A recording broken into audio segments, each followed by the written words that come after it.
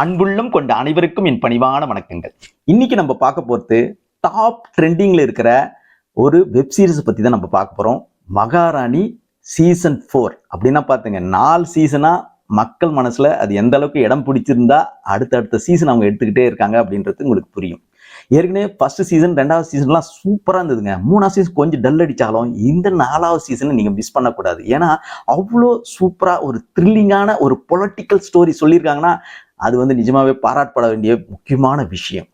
இது வந்து பாத்தீங்கன்னா சோனி லைவ்ல ஓடிடி தளத்துல கிடைக்குது, பாருங்க. இந்த வெப் சீரிஸோட ஸ்டோரியும் ஸ்கிரீன் பிளேவும் எழுதுனது சுபாஷ் கபூர், அதை டைரக்ட் பண்ணது புனித் பிரகாஷ். அவ்வளோ அட்டகாசமா நேர்த்தியா ஒவ்வொரு சீனையும் எடுத்திருக்காரு. ஏன்னா ஒவ்வொரு சீனும் நீங்க இன்ட்ரெஸ்டா இருந்தால் தான் அடுத்தடுத்த சீனுக்கே போக முடியும் இல்லையா, பார்க்க தூண்டும். அது மாதிரி தூண்டுது. இவ்வளோ துல்லியமா யாராலையும் அவ்வளோ ஈஸியாக எழுதிட முடியாது, அதுக்கு நிறைய மெனக்கட வேண்டியிருக்கும்.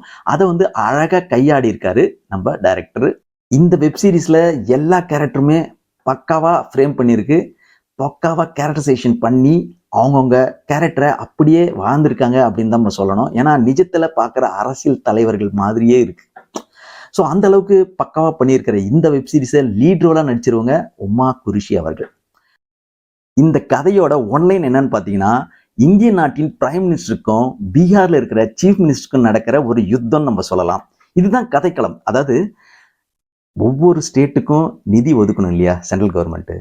கூட்டணி கட்சியில இருந்தாங்கன்னா அவங்களுக்கு மட்டும் நிதி ஒதுக்குவாங்க, கூட்டணி கட்சி இல்லைன்னா அவங்களுக்கு நிதி ஒதுக்க மாட்டாங்கன்றத வெட்ட வெளிச்சுமே இன்னைக்கு நடக்கிற அரசியல் சம்பவங்களை பேஸ் பண்ணி இந்த கதையை சூப்பரா போகுது. ஸோ அப்படி இருக்கிற பட்சத்துல இவங்க எப்படி கூட்டணிக்கு ஒத்துப்பாங்க? இவங்க நான் உங்க கூட கூட்டணி சேர முடியாது, நாளைக்கு என்ன கூட்டணியில் சேர்ந்த பிறகு என்னை அலட்சியப்படுத்துவீங்க, என்னை மதிக்க மாட்டீங்க, அப்புறம் தேவைன்னா வச்சுப்பீங்க, தேவையில்லாம் தூக்கி போடுவீங்க அப்படின்ற கோணத்துல இவங்க பேசுவாங்க இந்த பீகாரோட சீஃப் மினிஸ்டர். ஸோ அப்படி இருக்கும்போது இவருக்கு வந்து பயங்கரமான ஒரு கோபம் வருது. அதை பழி வாங்கிறது எப்படின்றத அட்டகாசமா எடுத்துன்னு போறாரு. ஸோ அவங்கள பழி வாங்குற நோக்கத்துல பழைய கேஸை குப்பையிலேருந்து கலற மாதிரி கலறி அவங்க மேல ஒரு பழிய போடுறாங்க அந்த பீகார் சீஃப் மினிஸ்டர் மேல. ஸோ அவங்க அதனால தானாவே ராஜினாமா பண்ணிட்டு அடுத்தது அவங்க பொண்ணுக்கே அங்க வந்து ஒரு சூழ்நிலை காமிக்கிறாங்க, நல்ல மாதிரி காமிக்கிறாங்க அந்த பீகாரோட சீஃப் மினிஸ்டரை. ஆனா கடைசியில அவங்க வாரிசை தான் சீஃப் மினிஸ்டர் ஆக்குவாங்க. இதுக்கு சீனியர் லீடர்ஸ்லாம் வந்து பார்த்தீங்கன்னா அவன் மேலே வெறுப்பு உண்டாகும். இந்த பிரைம் மினிஸ்டரோட பழிவாங்கலை எதிர்த்து இந்த பீகாரோட சீஃப் மினிஸ்டர் என்ன பண்ணுவாங்கன்னா சென்ட்ரலை எதிர்க்க துணிஞ்சிடுவாங்க. அதாவது எதிர்கட்சிகள் எல்லாரையும் ஒன்று கூட்டி சென்ட்ரலை எதிர்க்கணும்னு துணிஞ்சு அதில் வெற்றி பெற்றாரா இல்லையா அப்படின்றதான் இந்த கதை சொல்லுது. அந்த காலத்தில் இளங்கோடிகள் ஒரு பழமொழி சொல்லிட்டு போயிட்டார், அரசியல் பிழைத்தோருக்கு அறமே கூற்றாகும்.